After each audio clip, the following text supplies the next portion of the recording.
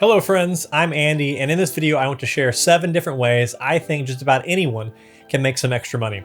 Now, disclaimer on this, these ideas require actual work. This won't be a list suggesting you waste your time taking online surveys or downloading apps for pennies. There's enough of that content out there, so I want to suggest some stuff that I've either done myself, am currently doing, or that I plan to try out in the very near future.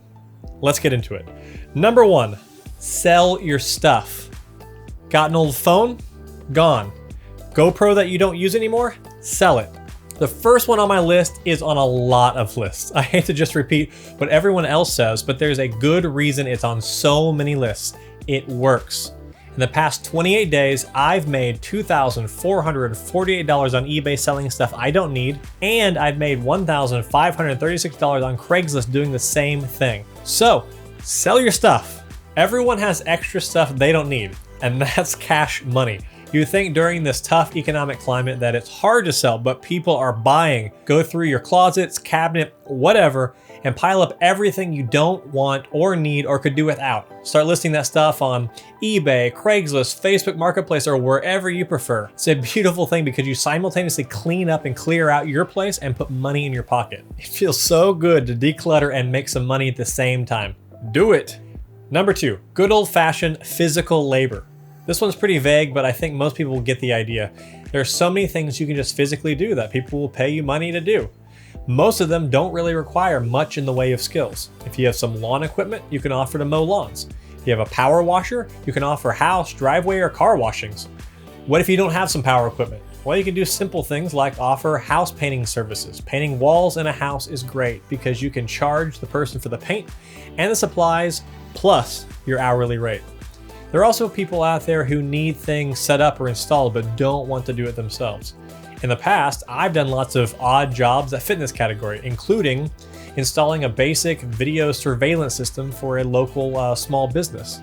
It was one of the off-the-shelf ones where everything you need comes in the box, including detailed installation instructions. Took me a few hours, paid pretty decent, and saved the owner a lot of headache. If you're even halfway good with technology, it can make you money. These are all things that are just hard work with a little know-how and maybe some equipment. The only other barrier to entry is getting paying clients in the first place. But with Nextdoor, Craigslist, or Facebook, it's now incredibly easy to offer services to people around you. Take a picture of your smiling face pushing a lawnmower and some nice before and after photos of your own lawn, post it on Nextdoor, and you'll be good to go. Now, rates differ depending on where you live and how big the yard is, but at $50 per yard, you are only 20 mowed lawns away from an extra $1,000. Number 3, gig jobs. Cities and towns are opening back up, but many people are still isolating, so many of the gig jobs are still in demand. Even as people are able to go to work and shop and go out to eat again, many of them will have gotten used to using these services. So I think there will still be demand into the future. You can deliver food with Uber Eats, you can shop for people and deliver their food with Instacart. You can use your car as a delivery vehicle and deliver Amazon packages with Amazon Flex. As for pay, I've seen estimates for Uber Eats and Instacart anywhere from $10 to $20 an hour, not including your vehicle costs. And for Amazon Flex, I've seen numbers from $18 to $25 per hour before your vehicle costs. Though right now, those pay rates might be a little higher due to demand. Many of the jobs in the gig economy aren't very glamorous, but they can pay a decent hourly wage, especially while there is still so much demand for their services. Number 4, turn your hobby into a side hustle. This is another somewhat vague one because everyone has different hobbies and skills, but the premise should apply to many. Think about what your hobbies are, list them out, and then think about if any one of them are marketable. You might just have the time on your hands to convert a hobby into a side hustle. There is so much headroom for money-making growth in the future with this one. Do you like taking photos for fun and have some decent camera gear? Great! Start staging some product photos in your house. Put them up on a website and start reaching out to local businesses offering your services. Many restaurants need great images of their menu items so they can showcase what they offer for takeout or delivery. Or if you enjoy making art of some kind, maybe it's time to create an Etsy store to take advantage of everyone sitting in their houses, looking at their blank walls, deciding they need to add decor. Maybe you paint, draw, wood burn, carve, 3D print, or whatever. Really, the sky is the limit here and just requires imagination on how to turn something you already love into a sellable product or service. Number 5, sell your skills. If there is anything you have spent a long time learning, then there is likely someone out there willing to pay to learn that same skill from you. Are you an amazing piano player? Record a short video of you playing beautifully, attach it to a listing on Nextdoor, Craigslist, or Facebook, and offer piano lessons to your neighbors. There are so many skills like this that you can market to people who want to learn, especially right now when people have more free time on their hands or have kids who need something to do. This one's great because many of these things can be taught over video chat on the internet. No need to be next to each other in person. Or if you don't want to do one-on-one custom lessons, you can sell your skills to the masses with classes. See what I did there? With services like Skillshare or Teachable, it's easier than ever to create a course, teach a skill, and sell it. If you're an amazing dancer, you can write up a lesson plan, record some videos of each lesson, and then create a course online and sell it.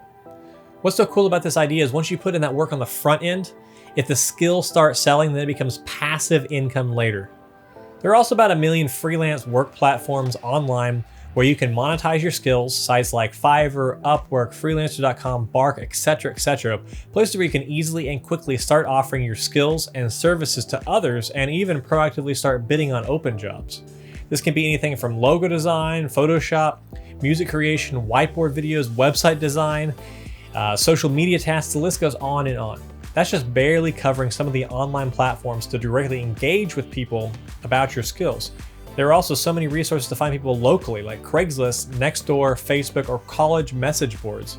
You could be one website design flyer on a message board away from making cash. You can also turn your knowledge into an ebook or short PDF and start selling it on a service like Gumroad. This one doesn't have the built-in audience, but it's a great way to monetize a digital product. Don't have a skill? No problem. We live during a time where this is no longer an excuse. You can literally search this platform, YouTube, and learn almost anything and start turning it into a monetizable skill. Number 6, rent out what you got. Because of the internet, there are now platforms to rent out almost anything you already own to people who need or want that thing.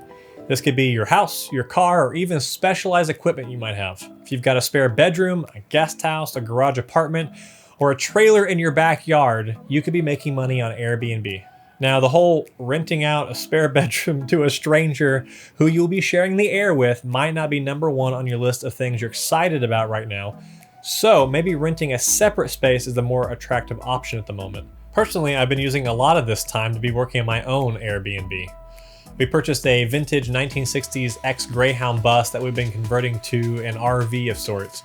The goal is to create a funky and relatively cheap Airbnb experience in our backyard to make extra money.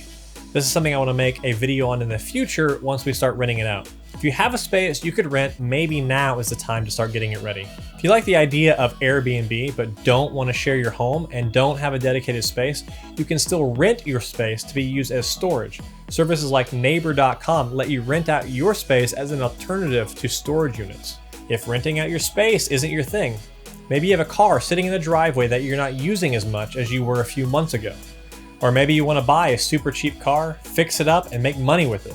There are services like Turo or GetAround where you can rent your vehicle out to other people and get that depreciating hunk of metal out of your driveway and making you some cash.